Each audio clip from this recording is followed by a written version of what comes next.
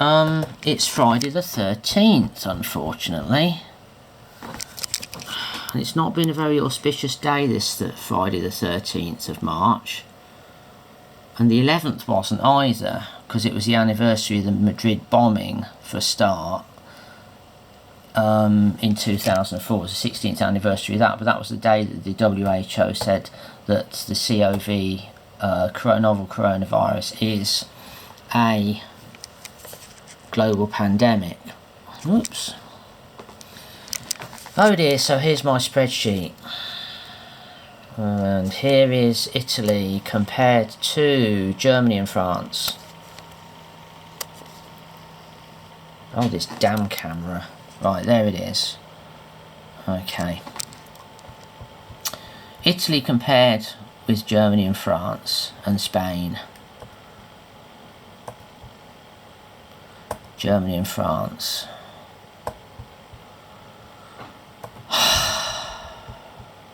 Pandemic countries. China's epidemic, Italy's epidemic, South Korea's epidemic so far. I think what's going to happen though is with these countries that have had a relatively small epidemic, like South Korea, the whole population virtually is still not is still naive to the disease. They still haven't had the disease yet, so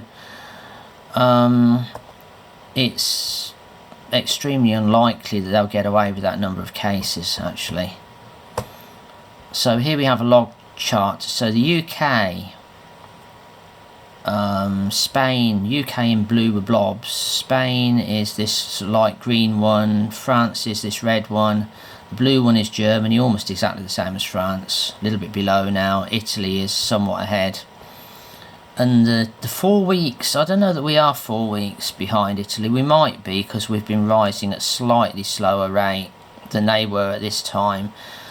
But that's day 35, and this is day 50, and we're above where Italy was on day 35 in terms of declared cases, but you don't know because it's already been admitted we probably have 10,000 cases when we're only at about 400 on the graph.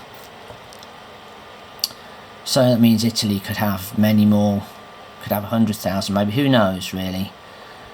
So they may be right, but we might not be 4 weeks behind Italy. It really looks like Germany, France and Spain are about 10 days behind Italy, and we're just over a fortnight behind Italy. But then, you know, the people with the real modelling, they might have a better idea. Obviously Italy is, you know, and we are at a lower level, gonna go up later. And when you look at it on a non-log scale, okay, on a linear scale, you see that everybody's on the way up. We actually look quite good compared to Italy here, you see. So we've got this to come along here somewhere, you know, which is about that far, about 8 inches, which is, yeah, about 3 weeks according to my hand there.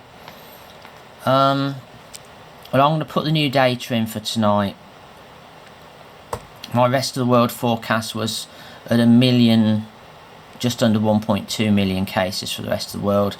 That's just recorded cases, doesn't include all the ones that are not recorded. That's on this trend, which went up yesterday, so it's going to get higher. The same was true for Italy. Italy's trend jumped up yesterday, which brought this graph up higher, which took their forecast up to 100,000 from about 60,000 a day before. And it was about 120,000 a day before that, and about 50,000 a day before that. So it's very, very volatile.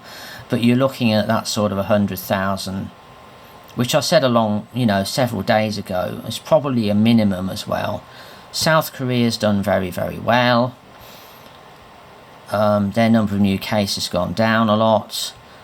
But you see, I think what will happen when they get to the bottom of this, they'll still have residual clusters, and then they'll have another epidemic, because as soon as you take the quarantine off, you just start all over again.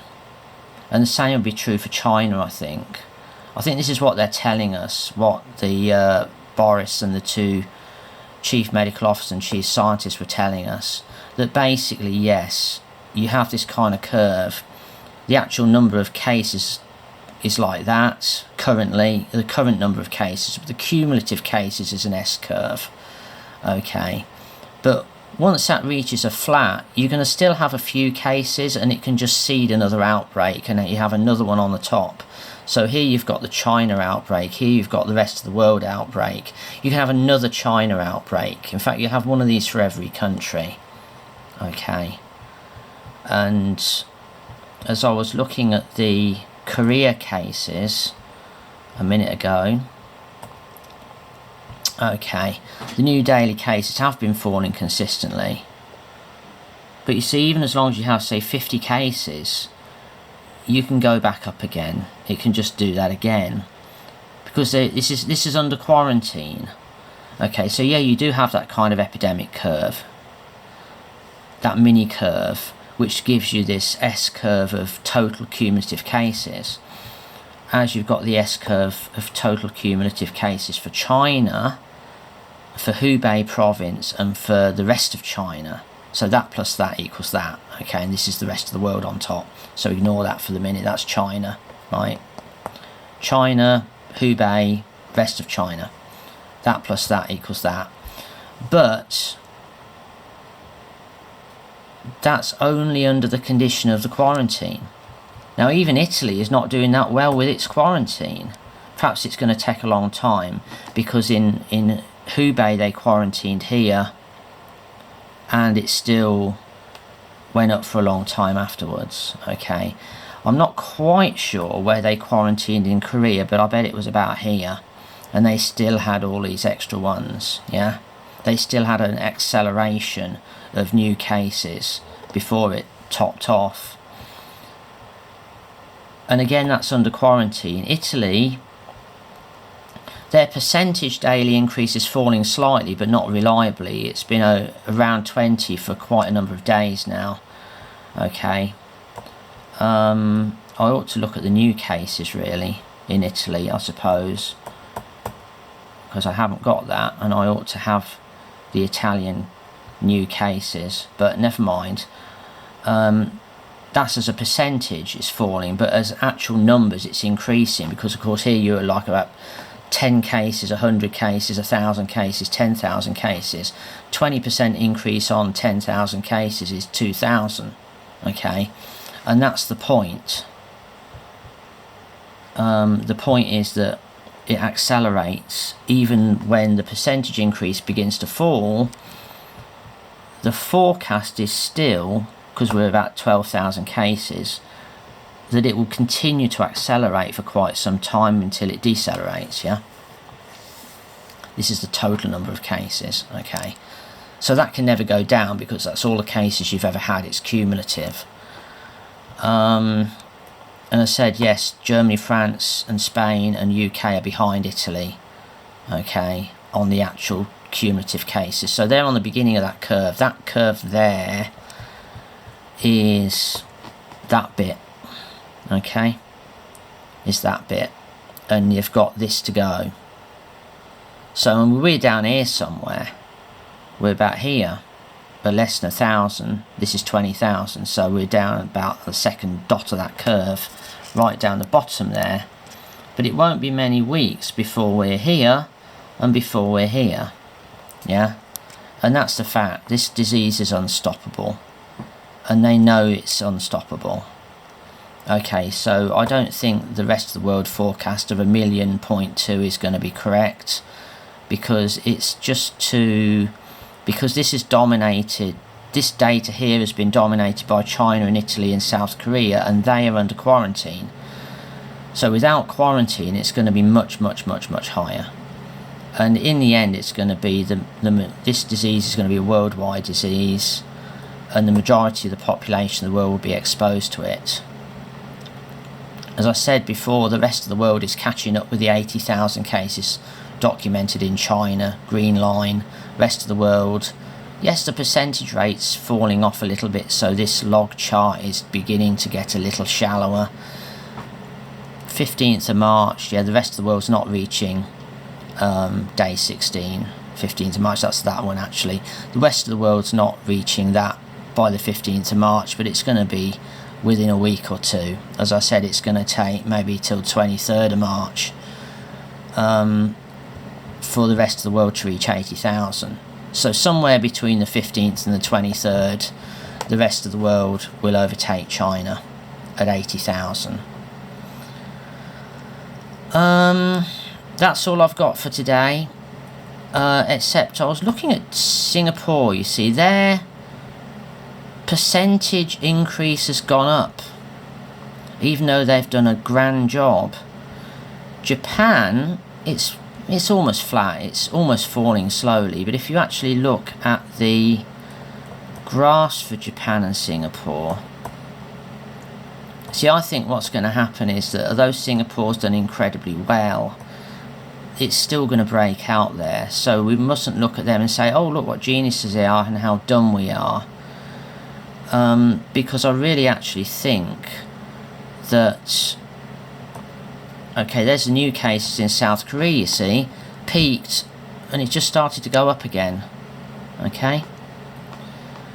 And in percentage terms, you see, when you had very few cases, it jumps about.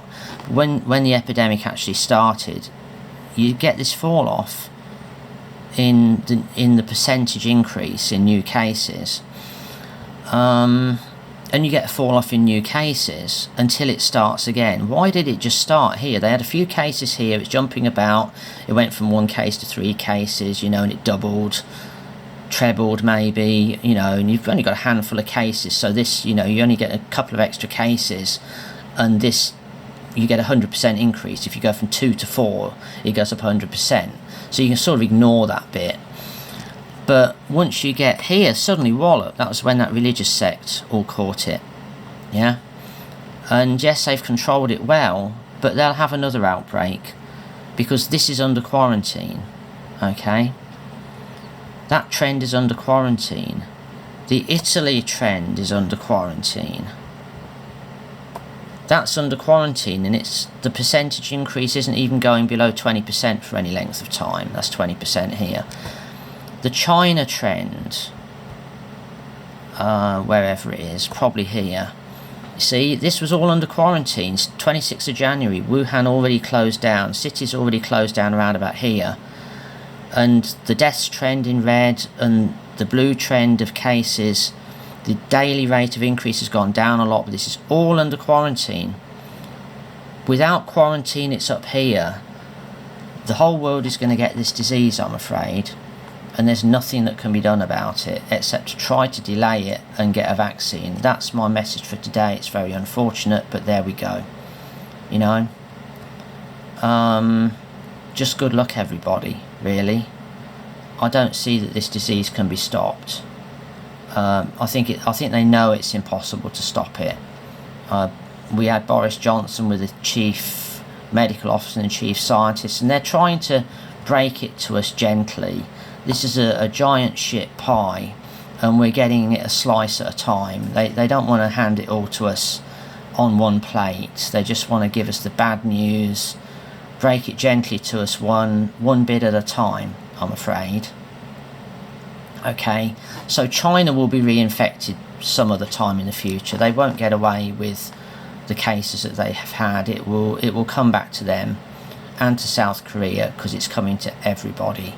Okay, good night, folks, and sleep well. Don't have nightmares.